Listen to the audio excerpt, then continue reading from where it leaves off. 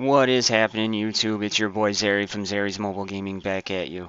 And before we get started into this video, all I want to do is simply thank everybody for the support. To all my new subscribers out there, welcome to the family.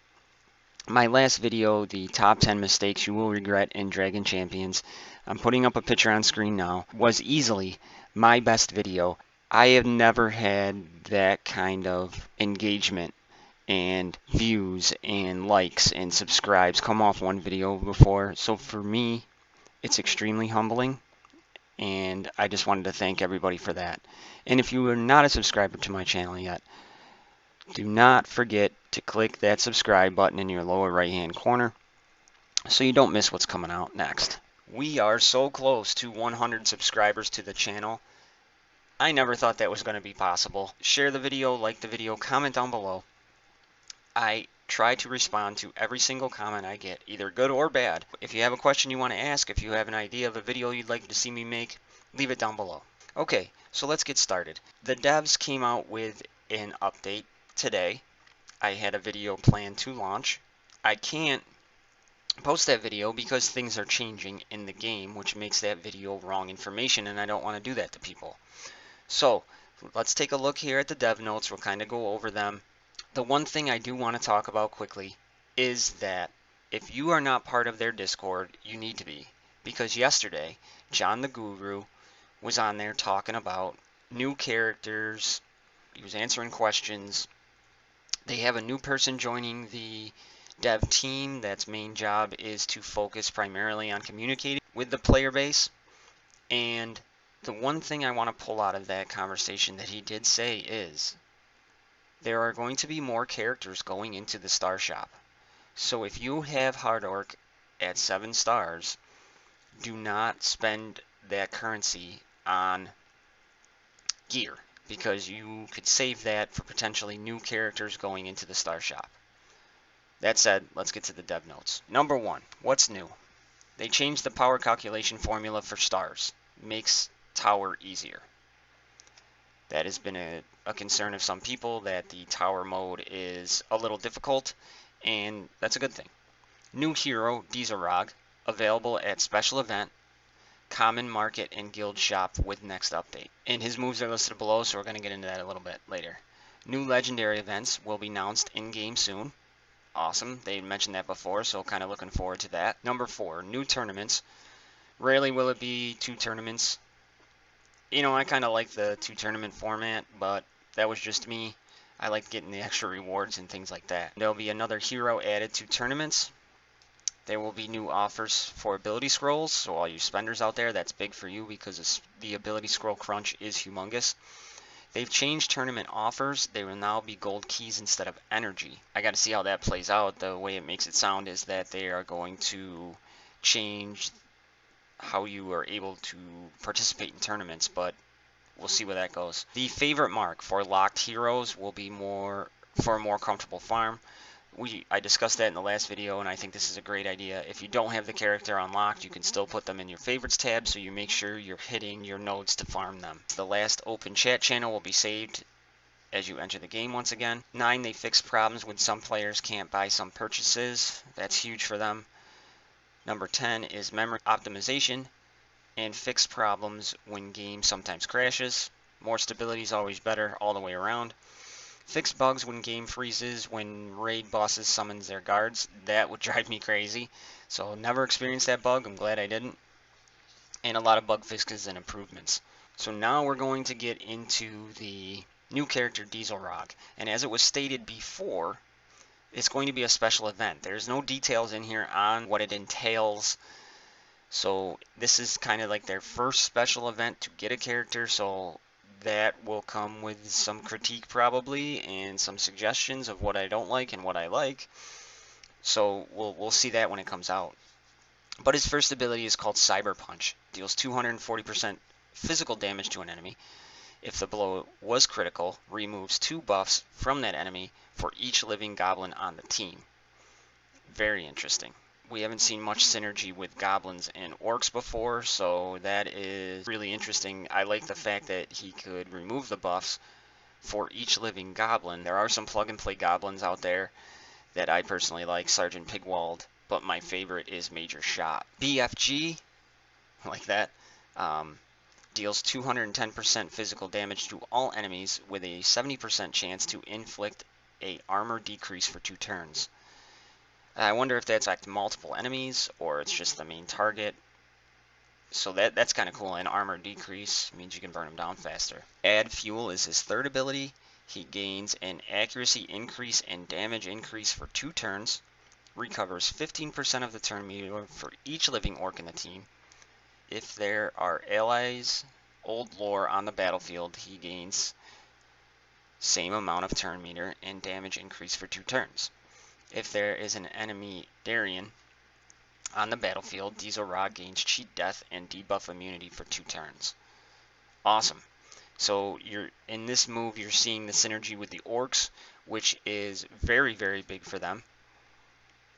And it ties in some old lore synergy, which is kind of nice because a lot of people, that is the one goblin most people have unlocked. So that's kind of cool, especially the free-to-play players out there. That's nice synergy for them. And then his passive ability is called Diesel Power.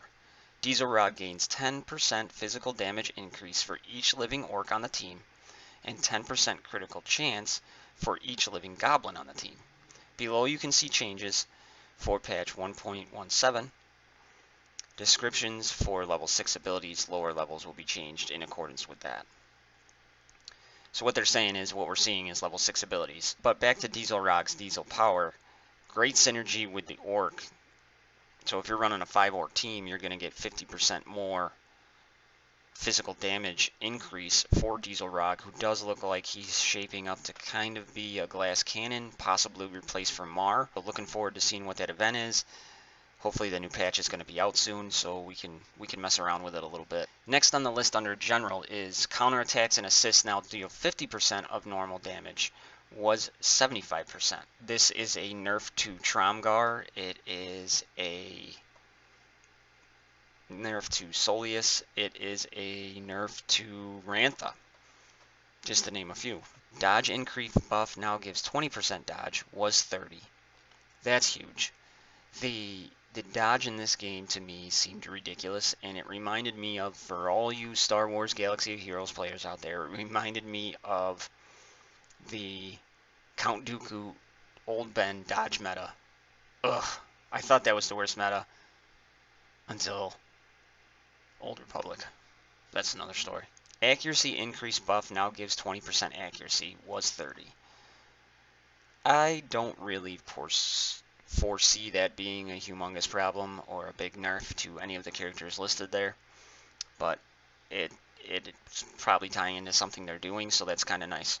Soleus, Guardian of the Sun leadership ability, fix bugs. Only Soleus received the counterattack bonus. I did notice that, especially when running Soleus teams. The only counterattack I was getting was from him, so that's great. Cruel, create reflection, third ability, fix the bug where the game crashes when you called in someone else, and fix the bug where the ability was not used in auto battle.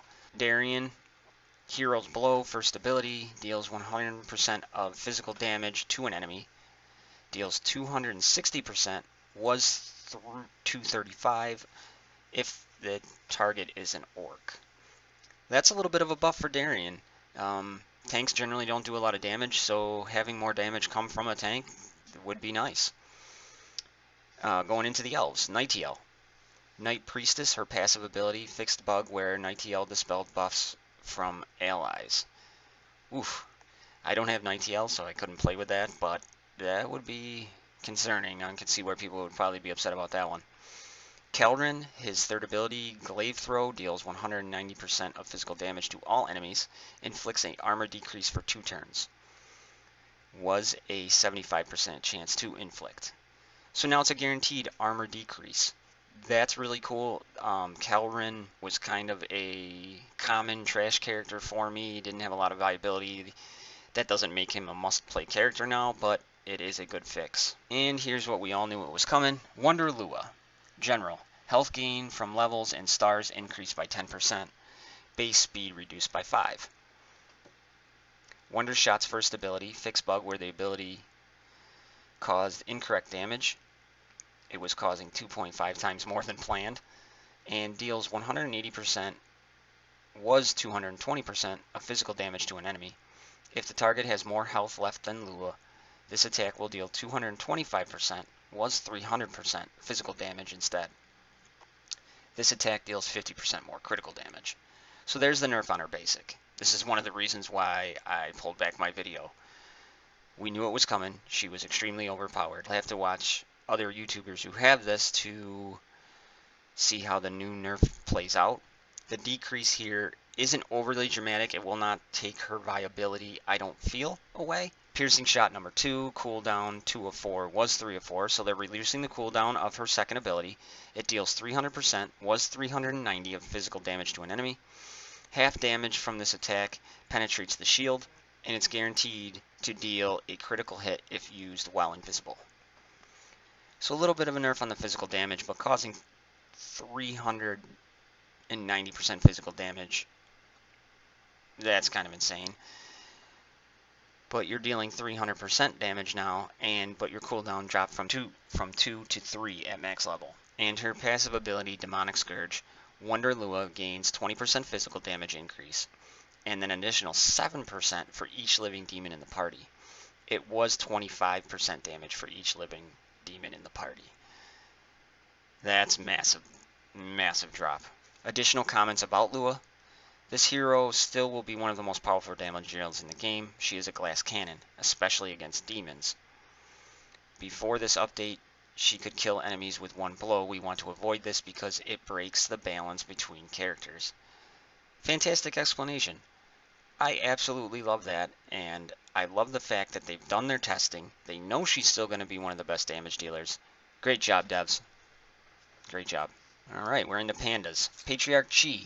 Sensei leadership ability. All ally healing spells apply shield equal to 45%, was 50% of the healing. All attacks from allies in the order restore 20% of their maximum shield. Not much of a big drop, but enough where it's going to make a difference, so I like that. Ember. Meteor second ability deals 400%, was 450% of magical damage to an enemy, stuns the target for 1 turn. Ember's not even available in the game for us to play yet, so I love the fact that they're constantly thinking ahead and trying to fix characters that aren't out yet, so when they come out, they work right. Orcs, Rantha. Might of the Clan leadership ability, fix bugs where specific bonuses were received by all clan allies rather than specific represented races. Fair enough. Battlepoo, Shred. First ability, deals 150%, was 100% of physical damage to an enemy. That to me is pretty neat.